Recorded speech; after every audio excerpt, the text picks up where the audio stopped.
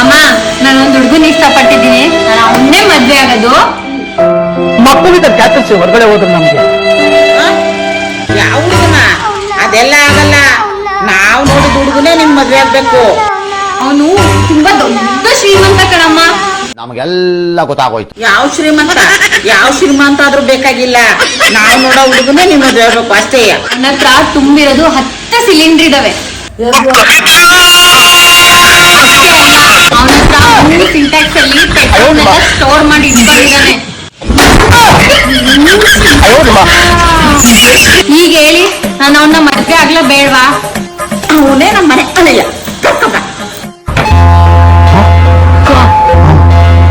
ನಾಳೆನೆ ನಿಂಗ್ ಮದುವೆ ಮಾಡೋಣ. ಬೆಳಕು